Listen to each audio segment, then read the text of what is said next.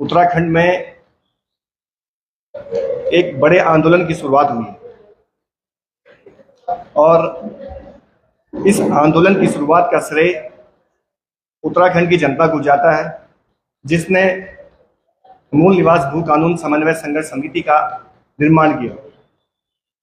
आप देखिए, पिछले 24 वर्षों में उत्तराखंड में सरकारें बनती रही, लेकिन जो लोगों के सवाल थे, जो लोगों के अपने मुद्दे थे, उनका आज भी निस्तारण न होना, उन पर बात न करना, कहीं न कहीं आम जनता के अंदर उन पार्टियों के प्रति भरोसा कम हुआ है। हमारा मानना है, मूल निवास भू कानून का आंदोलन जनता का आंदोलन है और इस सामाजिक आंदोलन को हम आगे भी सामाजिक रूप से ही लड़ने के लिए बाध्य हैं। मीडिया के साथी हमसे सवाल पूछ रहे थे और कह रहे थे कि अब पॉलिटिकल पार्टियां भी मूल निवास तौर पे कहना चाहते हैं। हर बार इस बात का विरोध किया है कि आंदोलन में किसी भी राजनीतिक पार्टी के झंडे, डंडे या उनके बैनर नहीं होने चाहिए। आपने गैरसैंण में भी देखा होगा, हमने इसका पुरजोर विरोध किया और ऋषिकेश में भी ये निर्णय लिया गया महारैली से पहले कि किसी भी पार्टी के झंडे, बैनर इस कार्यक्रम में शामिल नहीं होंगे। और यही कारण रहा कि ऋषिकेश महारैली ऐतिहासिक हुई। आने वाले समय में भी संघर्ष समिति का स्टैंड क्लियर है। हम किसी भी राजनीतिक पार्टी के नीचे इस आंदोलन को आगे नहीं बढ़ाएंगे। ये जनता का मत है। जनता जैसा हमसे कहती है, जो जनता चाहती है, जो जनता की भावनाएं हैं, वो आज हम पत्रकार साथियों के माध्यम से जनता के बीच रख रहे हैं। जो निर्णय होते हैं, ये हमारे व्यक्तिगत निर्णय नहीं होते हैं।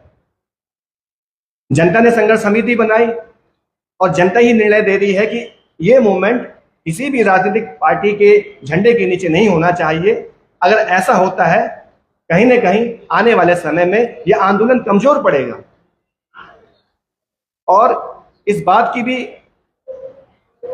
शंकाएं हैं कि जो राजनीतिक पार्टियां अब इस मुद्दे को लेकर आगे आ रही हैं, उनके पीछे ऐसी कौन सी अदृश्य ताकतें हैं जो उनको आंदोलन के लिए आगे खड़ी कर रही है।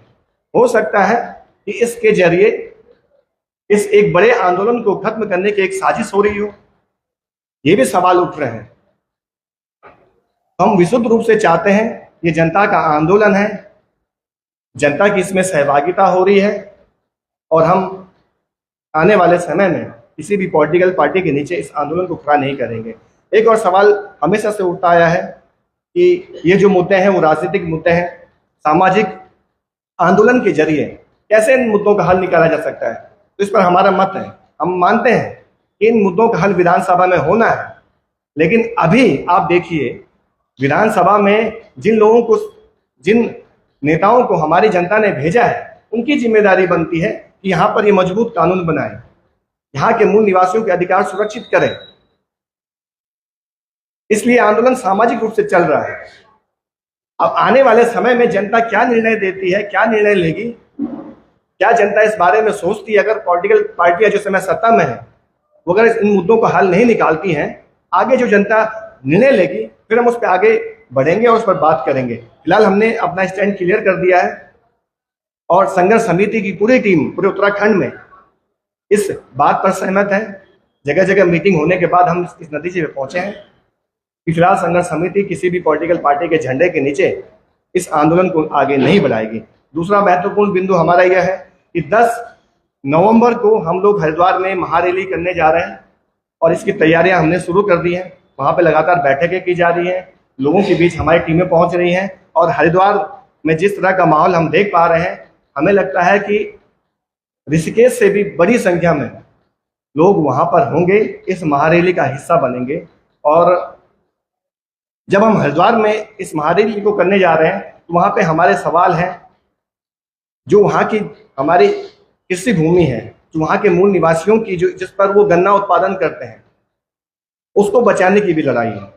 आज सवाल गंगा, गुड़ और गन्ने को बचाने का भी सवाल है, जिससे वहाँ के लोगों की आर्थिक मजबूत होती है, उसको बचाने का भी सवाल है। जब जब हरिद्वार में रेली की बात होती है तो पहाड़ मैदान की भी बात होती है। तो हमने इसमें पहले ही स्पष्ट अपना मत दे दिया है। तराई के जो मूल निवासी हैं उनको भी मूल निवास के अधिकार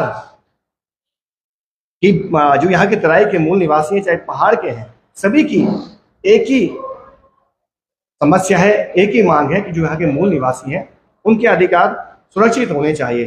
तराई और पहाड़ का सवाल इसमें बिल्कुल भी नहीं है। और इसके बाद 10 नवंबर के बाद हमने तय किया है, क्योंकि अभी केदारनाथ में विधानसभा के चुनाव होने जा रहे हैं, उपचुनाव होने जा रहे हैं और 23 तारीख को केदारनाथ चुनाव के नतीजे आएंगे। हमने सरकार से कहा है, सरकार नतीजे आने के 2 दिन के भीतर कैबिनेट बैठक में जो भूमि कानून में संशोधन हुए हैं उन संशोधनों को वापस नहीं लेती है, अध्यादेश के जरिए और विशेष विधानसभा सत्र बुलाकर सुसंगत समिति ने यह भी तय कर दिया है कि हम लोग 26 नवंबर जिस दिन हमारा संविधान दिवस है उस दिन शहीद स्मारक देहरादून में हम लोग भूख हड़ताल पर बैठेंगे। हमने 26 नवंबर की तिथि तय की है संविधान दिवस के दिन, और हम सरकार को समय दे रहे हैं। अभी भी सरकार के पास समय है।